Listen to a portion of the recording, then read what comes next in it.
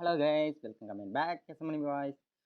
இந்த எபிசோடு பிளேலிஸ்ட்லாம் பார்க்காத பட்சத்துக்கு போய் பிளேலிஸ்ட்லாம் செக் பண்ணி பார்த்துவாங்க. அப்போ தான் வீடியோ போகிறது உங்களுக்கு புரியும்.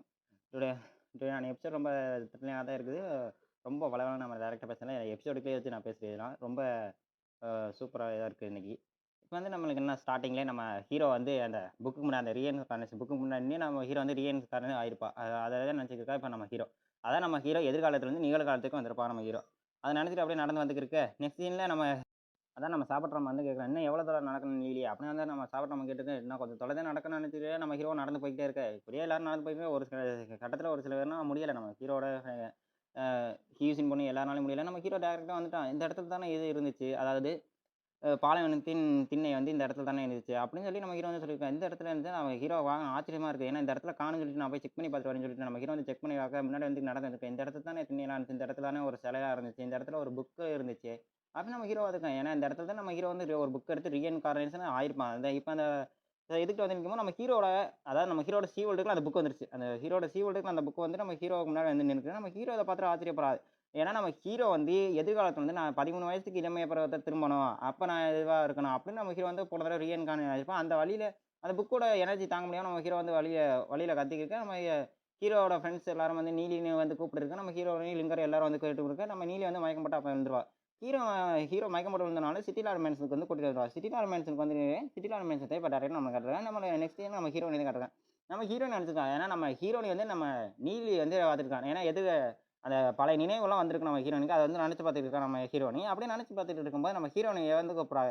இங்கே வானத்துலேருந்து எதிர்காலத்தில் நடக்கிற உண்மை தான் அப்படின்னு சொல்லும்போது நம்ம ஹீரோனி வந்து ஓடி இருக்கா. நம்ம நெக்ஸ்ட் நம்ம ஹீரோ தான் வர மயக்கம் போட்ட நிலைமையில இருக்கா.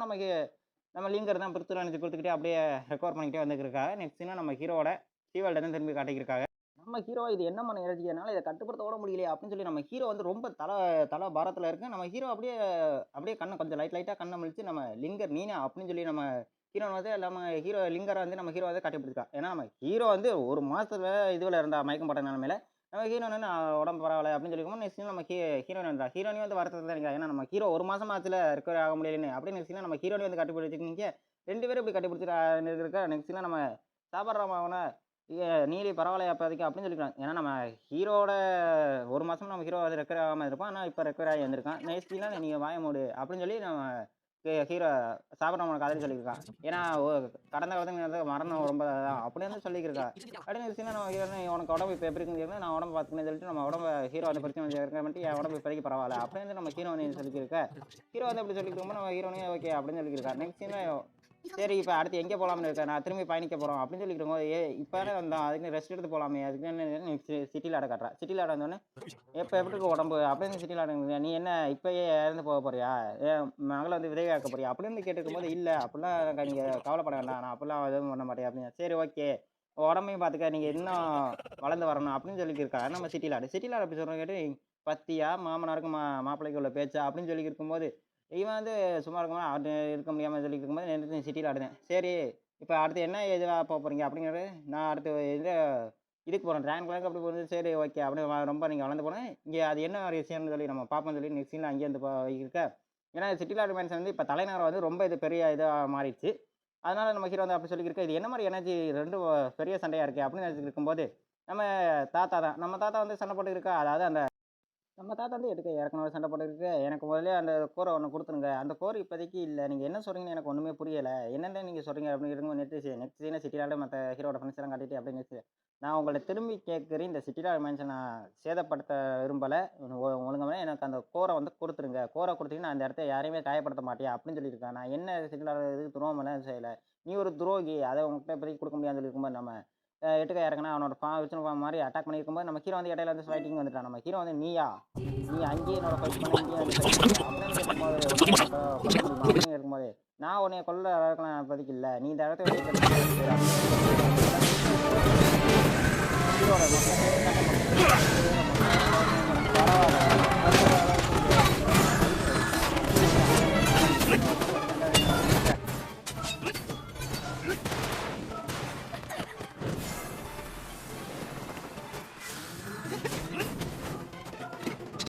நம்ம ஹீரோவா நானும் ஏதாவது தந்திரம் யூஸ் படுத்தி என்னோட ஃபைட் பண்ணி ஆகணும். ஏன்னா இவன் ரொம்ப சக்தி வாய்ந்தா எனக்குன்னு சொல்லி நம்ம ஹீரோ அவரோட தண்டர் சோட வெளியே இருக்க தண்டர் சோட எடுத்தோடனே இவனுக்கு அது ஆச்சரியம். தண்டர் சோடெலாம் ஒன்ட்டே இருக்கா அப்படின்னு சொல்லி இவனை தண்டர் சோடக்கு ஏற்ற மாதிரி அட்டாக் பண்ணியிருக்க எல்லாரும் பிடிச்சி நம்ம ஹீரோட பிடிச்சிட போகிறத பார்த்து சில பேர் தாங்க முடியாமல் பின்வாங்கி போக அவனை என்னால் முடியும் சொல்லிட்டு அவனோட ஆயுதமே 2 துண்டாக போயிடும். 2 துண்டாக போனோடனே அவன் ஒரு வழியாக செத்துட்டான் அப்படின்னு சொல்லி நம்ம சிட்டி லார்டில் இருக்கிற எல்லாருமே கொஞ்சம் இதில் சந்தோஷத்தில் இருந்துட்டு இருக்கும்போது நம்ம ஹீரோ ஆச்சரியத்தில் இருக்கான். ஏன்னா அது மின்னலோட அவனை தாக்க மாட்டேதே அப்படின்னு சொல்லி நம்ம ஹீரோ வந்து ஆச்சரியத்திருக்கேன். மற்ற எல்லாரும் வந்து ஈஸியாக வந்து அட்டாக் பண்ணியிருக்கான். எல்லாரையும் அட்டாக் பண்ணவொன்னு நம்ம சிட்டியில் தாங்க முடியாமல் நம்ம மகளை அட்டாக் பண்ணவொன்னு நம்ம சிட்டிலாடு போய் அதை கோவத்தில் சண்டை போட்டுருக்க. அப்படி இருந்து கோவத்தில் சண்டை போட்டுருக்கும்போது நம்ம சிட்டிலாடுக்கு முன்னாடி சிட்டிலாடு நீட்டிடுறான். ஏன்னா அவனை கொல்லும்போது தண்டரை அட்டாக் பண்ணும்போது நம்ம சிட்டியில் முன்னாடி நீட்டினோன்னு நம்ம ஹீரோ வந்து தண்டரை எஃபெக்ட் எடுத்திருப்பான். இப்போ நம்ம ஹீரோலாம் வந்து அப்பான்னு சொல்லி கஷ்டப்பட்டு இருக்க நம்ம லிங்கர் தான் வந்து பிடிச்சி நிறுத்திக்கிருக்காங்க. நெக்ஸ்ட் சீனில் ரொம்ப பழகினாம மக்கள் நீங்கள் இந்த பழையத்தை வச்சுன்னா என்னன்னா போட்டி போட்டு உங்களால் ஜெயிக்கவே முடியாது. உங்களை ஈஸியாக நான் கொண்டுடலாம் இங்கே இருக்க எல்லாரையும்.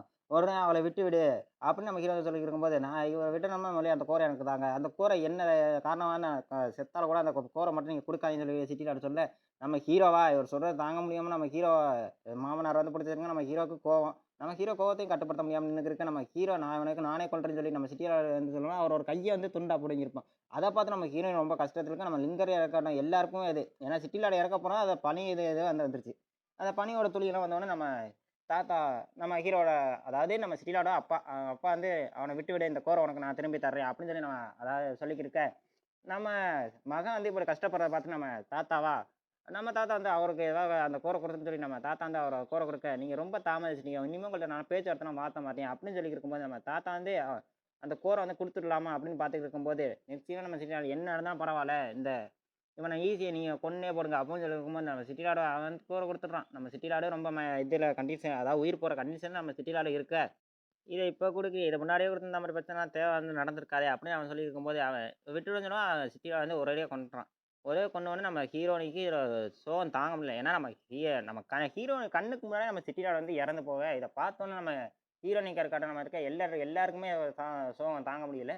ஏன்னா நம்ம சிட்டிலாடாவது அவர் உயிரை சேக்ரிஃபைஸ் பண்ணியிருப்பார். ஏன்னா இது சொல்லியிருப்பார் நம்ம ஹீரோயின் வந்து சொல்லியிருப்பான் என்ன நடந்தாலும் பரவாயில்ல நம்ம சிட்டிலாடு மேன்ஷன் நம்ம தான் காப்பாற்றணும். நம்ம சிட்டிலாடு மேன்ஷன் அரசனோ இது ஆட்சியாவோ இல்லை ஒரு தடவைக்கு நம்ம ஒரு காவலர் அப்படின்னு நம்ம சிட்டிலாடு வந்து சொல்லியிருக்காங்க. நம்ம முன்னோர்கள் நம்ம ரத்தத்தை கொடுத்து நம்ம இந்த சிட்டிலாடு மேன்ஷனை வந்து காப்பாற்றிருக்கா அப்படின்னு சொல்லும்போது நம்ம ஹீரோனிக்கா அந்த பழைய நாவெல்லாம் வந்து ஓடுறதுனால நம்ம ஹீரோனினால தாக்கம் பிடிக்க முடியல. ஏன்னா நம்ம அப்பா நம்ம கண்ணுக்கு முன்னாடி இறந்து போகிறத பார்த்து நம்ம ஹீரோனை வந்து ரொம்ப கண்கலங்கி நிற்க நெக்ஸ்ட் நம்ம சிட்டிலாட பிக்சர் வருதான் காட்டுறேன். எனக்கு இங்கேருந்து போகிற விடைபெறது ரொம்ப சந்தோஷம்னு சொல்லியிருக்கோம். நம்ம ஹீரோனிக்கு அந்த தாங்க முடியாது.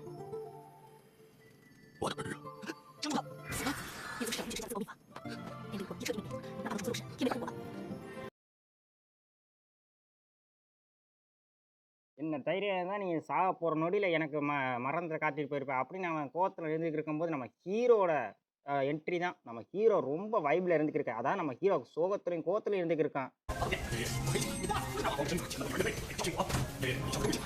தான் இங்கே வந்து சிட்டிலாடு மேன்ஷன் தலைவரை நீ அடிச்சிருப்ப அப்படின்னு சொல்லி நம்ம ஹீரோ சோகத்தில் கோவத்தில் இருக்க நம்ம ஹீரோ நீ அதை பார்த்துட்டு ரொம்ப ஷாக்கில் இருந்துக்கிட்டு இருக்கேன்.